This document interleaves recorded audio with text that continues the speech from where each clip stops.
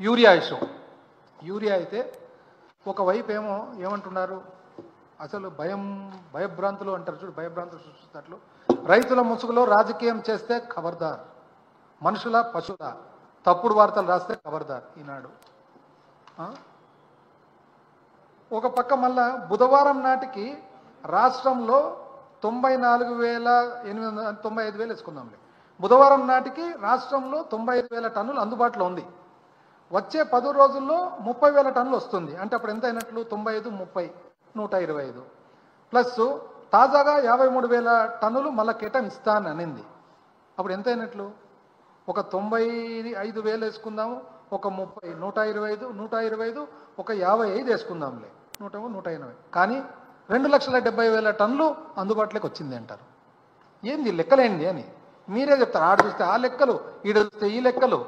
2,70,000 టన్నులు ఉంది అని మీరే అంటారు, 95,000 ఈ రోజు చేతిలో ఉందని మీరే అంటున్నారు, 30 వస్తుంది అని అంటున్నారు, 50 శాంక్షన్ అయింది అని అంటున్నారు. కానీ రైతుల ముసుగులో రాజకీయం చేస్తే ఖబర్దార్. మేమేం చేసినామండి? ప్రతిపక్ష పార్టీ రైతుల తరఫున పోయి మాట్లాడాలన్నా లేదా వద్దా? దాన్ని ఏదన్నా సవరణ చేస్తే సరిపోతుంది కదా, ప్రతిపక్షమే ఉండకూడదు అసలు అని చెప్పేసి.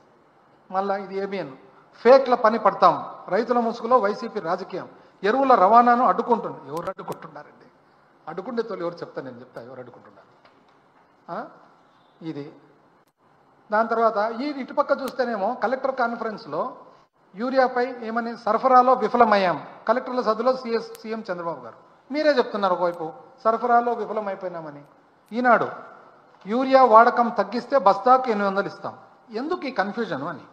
ఇప్పుడు మేమేం చేసినాము, అయ్యా తక్కువ ఉంది అని అన్నాం. తక్కువ ఉంది అని అంటే మీరు ఒప్పుకోరు. కొంతమంది ఆర్డీఓకు పెద్ద ఆర్డీఓకు ఒక రైతుల తరఫున రిప్రజెంటేషన్ ఇచ్చేదానికి పోతే మొత్తం ఇక్కడికక్కడ ఆపి ఆంక్షలు విధించి ఎవరెవరికి. కన్నబాబు గారు ఫార్మర్ అగ్రికల్చర్ మినిస్టర్, ఆయన 3 సంవత్సరాలు వ్యవసాయ శాఖ మంత్రిగా ఉన్నారు. ఆయన బయటకు వస్తానంటే, ఇంటి బయటకు వచ్చిన చూడు, నీ మీద నువ్వు పొరపాటుని ఏమైనా జరిగినంటే ఇవన్నీ నేను లోపలికి వేస్తానని చెప్పి భయపడిస్తారు. కాకాని గోవర్ధన్ ఆయన ఫార్మర్ అగ్రికల్చర్ మినిస్టర్, ఆయనకు అదే పరిస్థితే. ఆయన ఇరిగేషన్ మినిస్టర్ పాపం అంబటి రాంబాబు, ఆయనకు అదే పరిస్థితే. ఆయన పాపము అనంత వెంకటరామరెడ్డి గారు 3 సార్లు పాపం ఎంపీగా చేసినారు, ఎమ్మెల్యేగా చేసినారు, మొత్తం వాళ్ళ ఇంట్లో 10 సార్లు ఇప్పటికి ఎలక్షన్లు, ఆయనకు అదే పరిస్థితే. పోనీ ఇది నిజమా కాదని చూస్తే ఎక్కడన్నా చూడండి, ఫోటోలు చూడండి, ఎరువుల కష్టాలు. ఏది ఘంటసాల మండలం లంకిపల్లె, ఇది చూడండి, క్యూ చూడండి, ఇది తప్ప అంటే మనం చెప్తే వస్తారా క్యూ ఇట్లా ఎక్కడన్నా కానీ. నెక్స్ట్ అదేవిధంగా ఘంటసాల మండలం లంకిపల్లె, పార్వతీపురం మన్యం, పార్వతీపురం. అదేవిధంగా విజయనగరం ఎస్కోట, అదేవిధంగా రాజాం, ఎస్కోట రాజాం. అదేవిధంగా అనకాపల్లి, తుమ్మపాలెము, తూర్పుగోదావరి జిల్లా తాళ్లపూడి. చూడండి, ఎవరైనా చూస్తే ఎలక్షన్లు ఏమో అనుకుంటారు క్యూలో నిలబడినది, కానిస్టేబుల్ మళ్ళీ పక్కన ఇటు ఎలక్షన్ మాదిరి ఉంది ఇది.